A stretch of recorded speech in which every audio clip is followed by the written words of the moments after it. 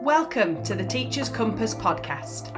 I'm your host, Louise Schwartz, a former teacher turned life coach, and I'm here to offer guidance, direction and practical support for teachers and teaching assistants who are feeling overwhelmed or questioning their place in education. Hi, and welcome back to another episode of the Teacher's Compass podcast. How are you doing this week? I hope you've had a good week in school, and I hope you're looking forward to an enjoyable Christmas holiday period and all the fun and festivities that go with Christmas. Now, this time of year is exhausting for teachers. It's the longest term, with it being autumn term. I know the first half of the autumn term was an 8-week term. 8 weeks! Which feels crazy. That is such a long time, especially when the spring ones are always so short. But this is an exhausting time for teachers, and I know that a lot of you are going to be really struggling in the run-up to Christmas with just keeping your energy levels up and just keeping going.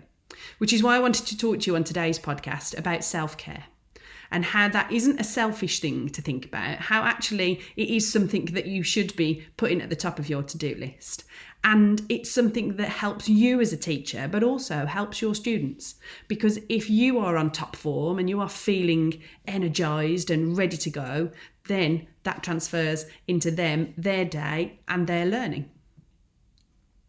So hopefully in this episode, I'm going to help you to think about the things that you enjoy doing for self-care, looking after yourself, and then hopefully encouraging you to timetable some of that into your week so that you can prioritise you and your health.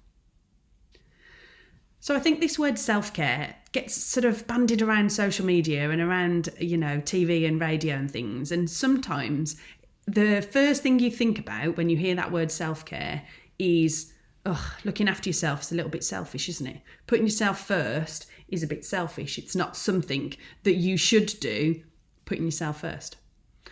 But I am here to tell you that it is okay to look after yourself, and it is okay to schedule in some time to your week for self-care. Whatever that looks like for you, for everybody, I think self-care is probably going to be something different because everybody enjoys doing different things. So some of you might enjoy going to watch a football game at the weekend. Some of you might like to go to the cinema. I like to sit and journal. That's something I enjoy doing. I also enjoy doing a little bit of crochet every now and again. So things like that are very different for everybody. But whatever it is that you enjoy doing, I think it's really important to have some time in your week to do those things.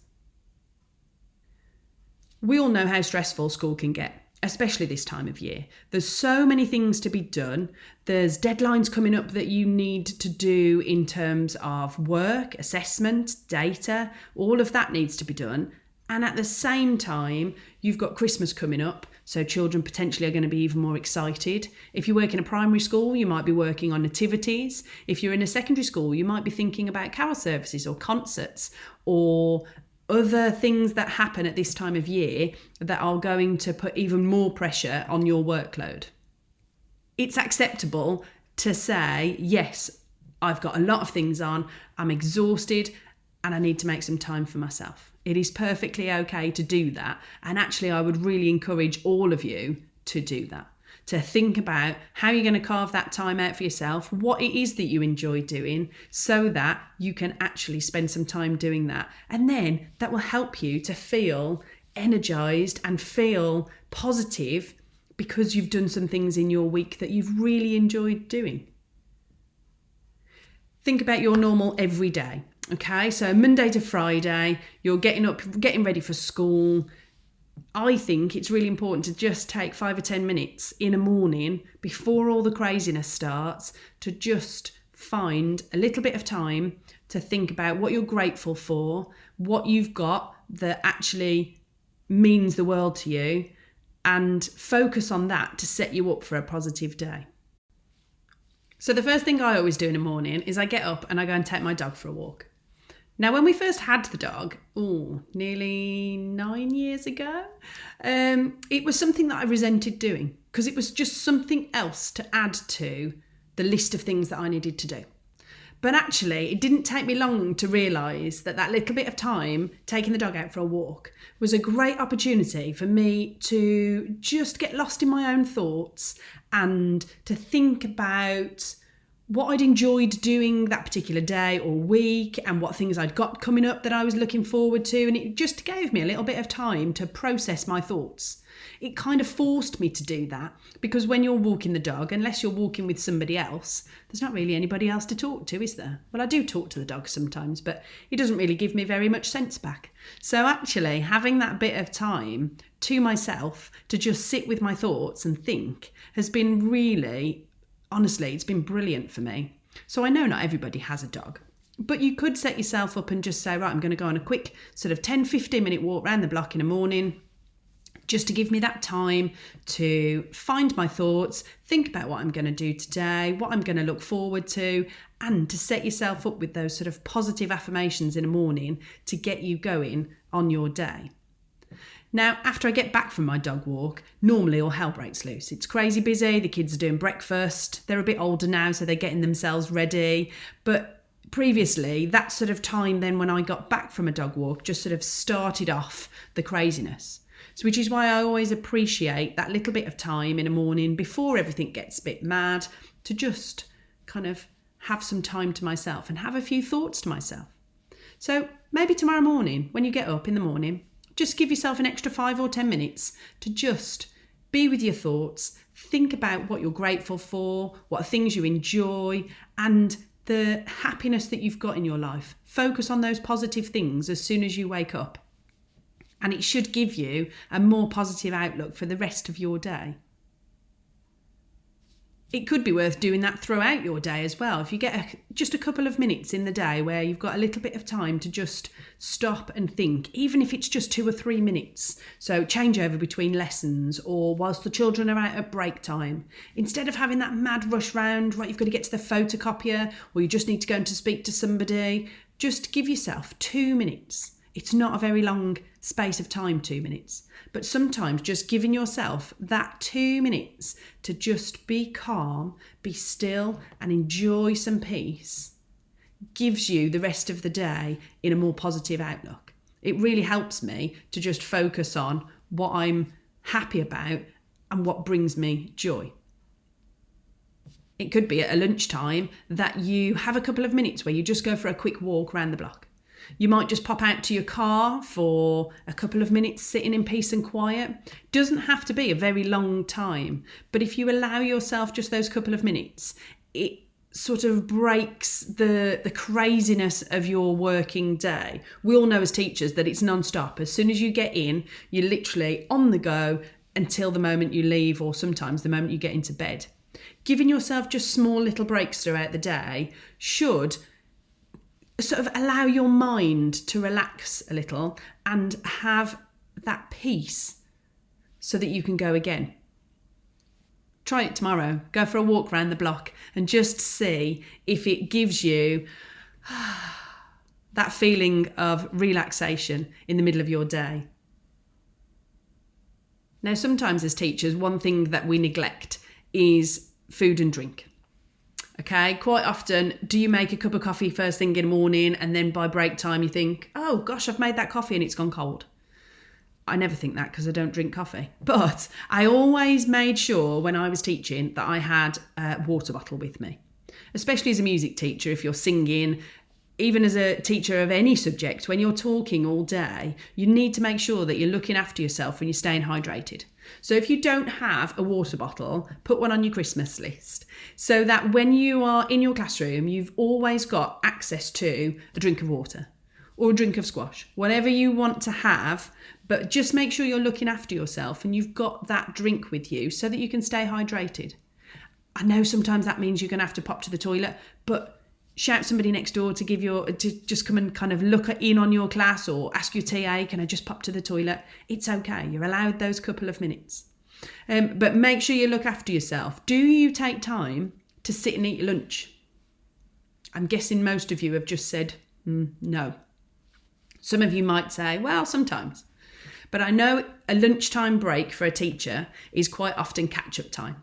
So you're catching up from what's happened in your morning sessions and you're getting ready for what's going to happen in your afternoon sessions.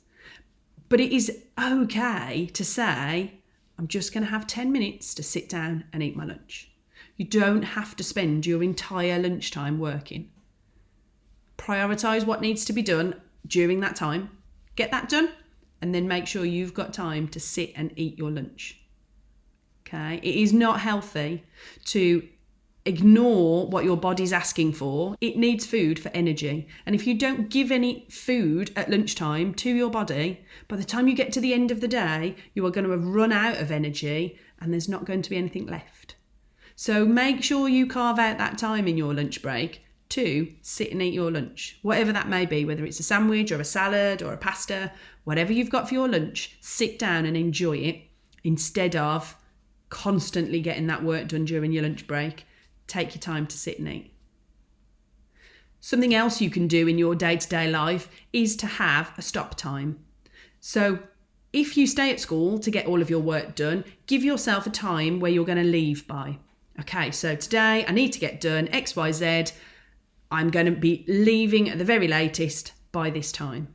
If you set yourself a time and stick to it, it will allow you to realise that the time after that is for you. You get to do whatever you want to do without that worry of, I've still got to do that. I've still got to do that. It'll always still be there. All of those things on your to-do list aren't ever going to get ticked off. But if you can set yourself a time limit for when you're going to complete your work, it will give you that sort of freedom of mind to know that work's finished now and I can enjoy the rest of my day. Same at the weekend. If you need to spend some time at the weekend getting work done, which we all know happens, give yourself a time limit. So I'm only going to get work done in this period of time here, whatever that may be, however that fits for you and your family at the weekend. But don't let that time get longer and longer and longer. Okay? Only work the times that you've set and stick to them.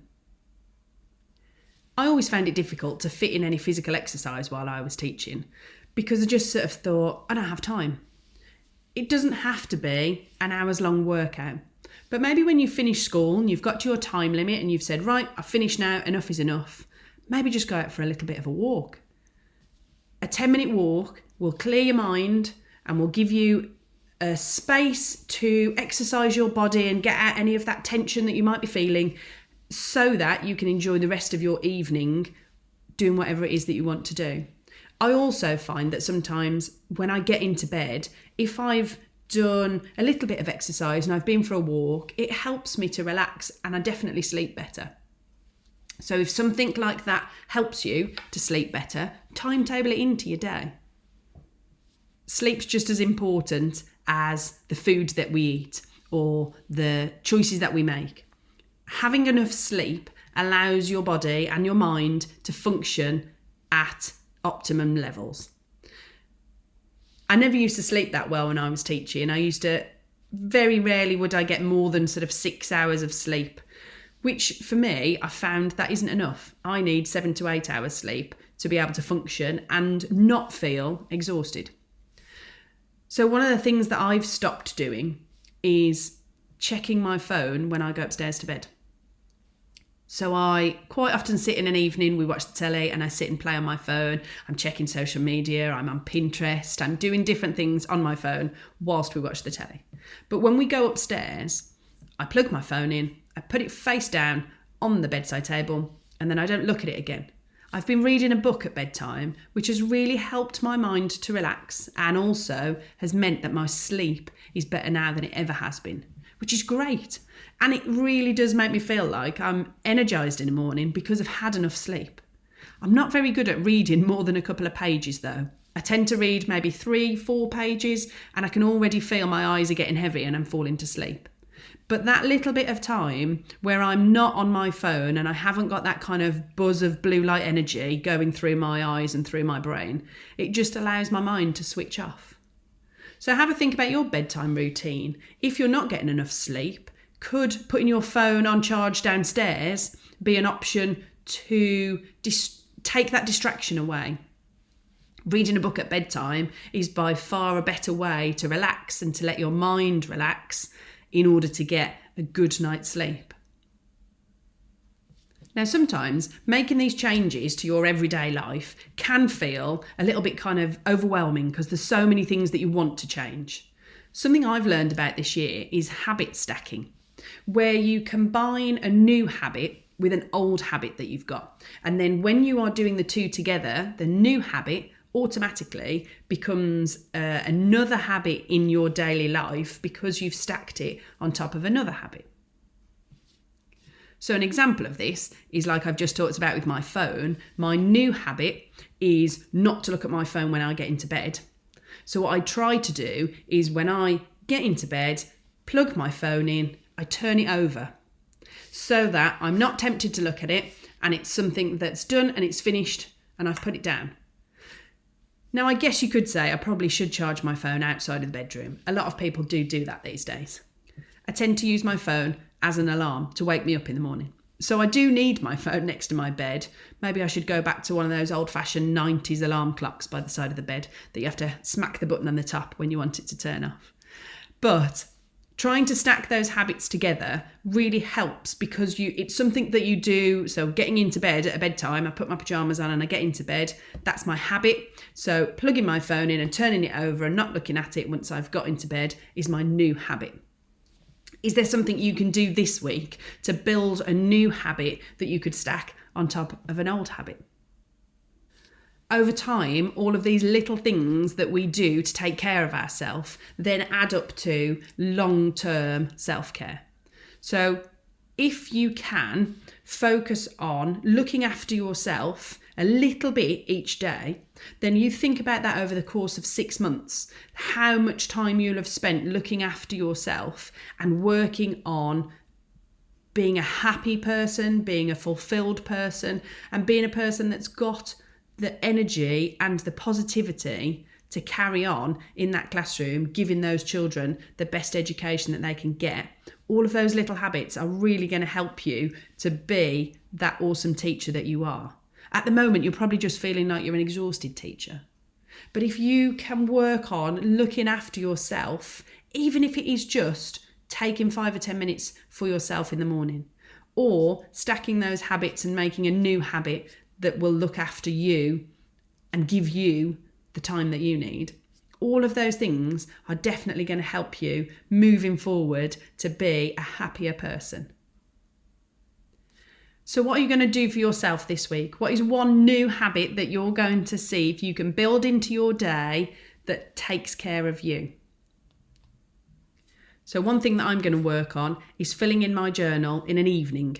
So instead of sitting on my phone whilst I'm watching the telly every night, I'm going to make sure that in my journal, I've filled in what I've done on that day, what I've been thankful for, what I've enjoyed doing, and to express that in a way that makes me remember just how many awesome things I get to do in my day.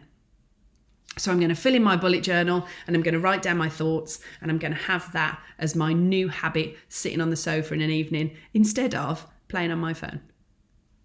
What's your new habit going to be this week?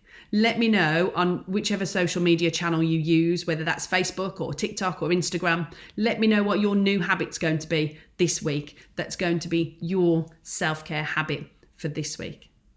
Looking after yourself is something that takes time and takes some getting used to. But if you can just take a couple of minutes each day to do something for yourself, then over the course of time, you will be able to see a difference in your positivity and the way that you approach tasks and the way that you are as a person and as a teacher. So think about those positive things. What are you going to do to look after yourself this week? Let me know. Right, have a good one and I will speak to you again really soon. Take care. Thanks so much for tuning in to The Teacher's Compass. If you found this episode helpful, click on the link in the show notes for some more resources and support. Don't forget to leave a review on whichever app you choose to listen to us on. Your feedback helps us to reach more teachers just like you. See you next time.